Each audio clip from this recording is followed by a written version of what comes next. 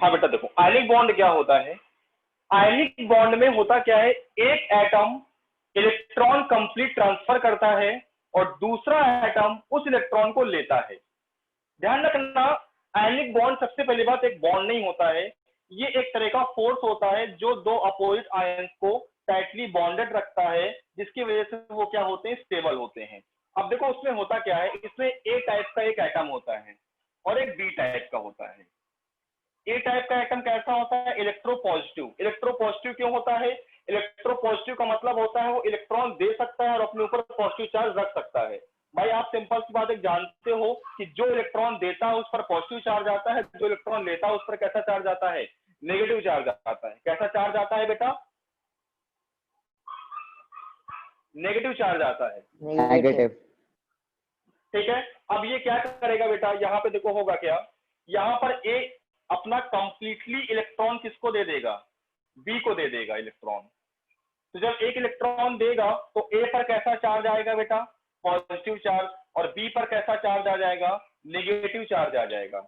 अब ये पॉजिटिव और नेगेटिव आपस में कैसा फोर्स लगाएंगे, फोर्स ऑफ अट्रैक्शन लगाएंगे, और इसी फोर्स ऑफ अट्रैक्शन की वजह से क्या होंगे, ये दोनों एक दूसरे में कंबाइन रहेंगे, एक दूसरे के साथ जुड़े रहेंगे, एक दूसरे के साथ बंधे रहेंगे, ठीक है, और स्टेबल रहेंगे, ठीक है ना। तो जो बॉन्ड बनेगा वो एक तो बनेगा A + B - हाँ, ये भी अट्रैक्शन के कारण बनेगा।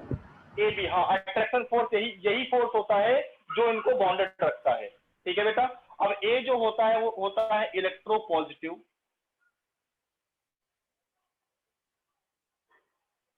और जो बी होता है वो होता है इलेक्ट्रोनेगेटिव।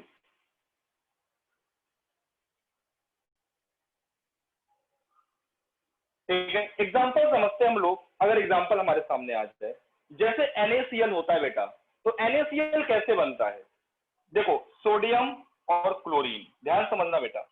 सोडियम का एटॉमिक नंबर होता है 11, 2, 8, 1, और क्लोरीन का एटॉमिक नंबर होता है 17, 2, 8, 7।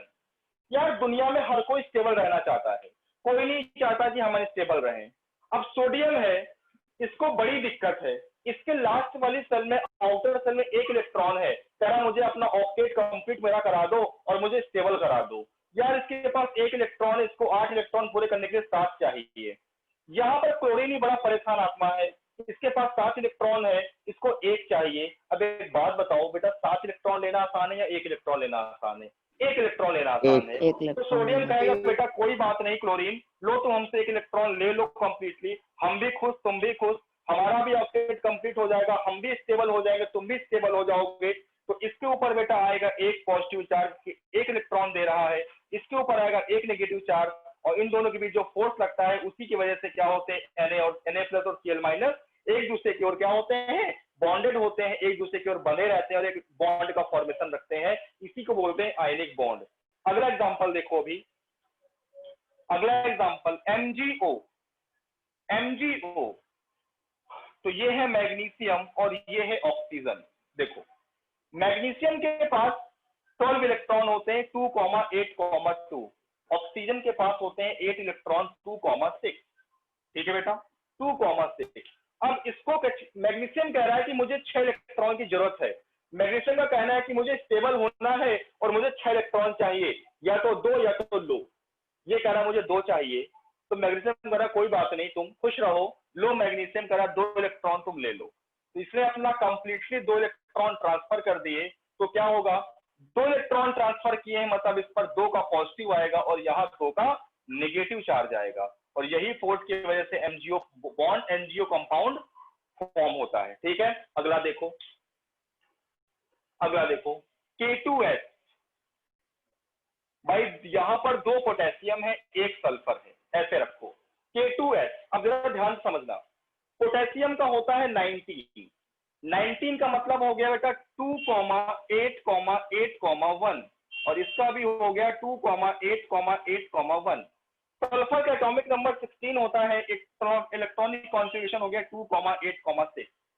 अब जरा एक बात बताओ बेटा, ध्यान से समझो मेरी बात, सुनो।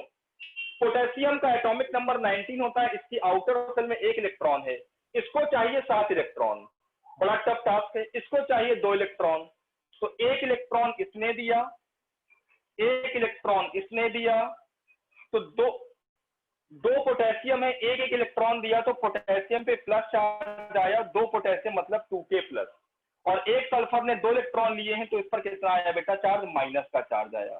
तो ये जो फोर्स लग रहा है इनके बीच, यही फोर्स क्या है, आयनिक बॉन्ड है। इसी की वजह से क्या है, ये दोनों आपस में एक बॉन्ड का फॉर्मेशन कर रहे हैं। सर इनको इसे ही हम बोलते हैं डायमेट्रिकली आयनिक भी बॉन्ड। तो शो कर सकते हैं। हाँ क्या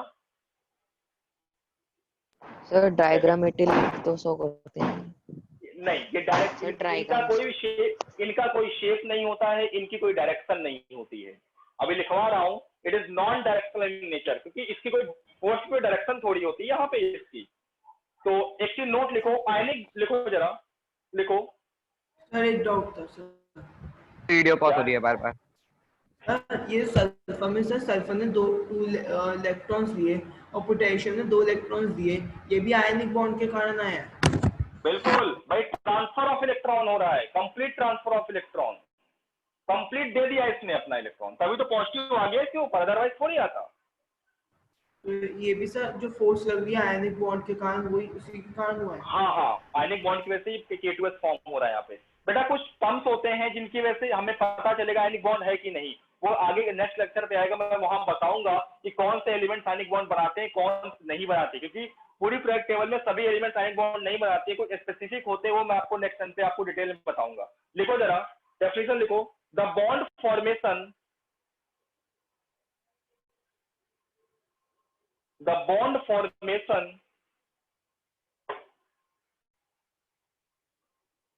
between two elements, sorry between elements, between two ही होता है, between elements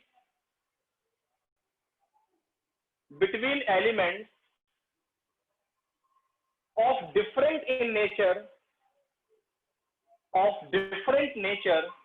अलग अलग नेचर के हैं, एक इलेक्ट्रो पॉजिटिव है एक इलेक्ट्रो नेगेटिव है, of different nature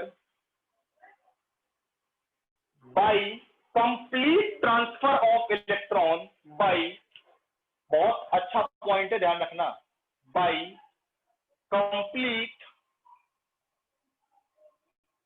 transfer of electron, by complete transfer of electron,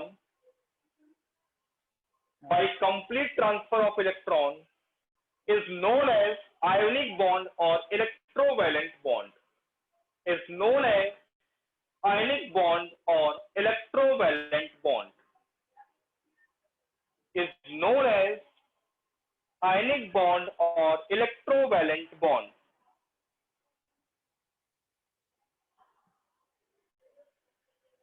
sir note कर लें। अगला नोट, इट इज, अगला point, it is non directional in nature, जिसकी कोई डायरेक्शन नहीं होती है, it is non directional in nature, it is non-directional in nature,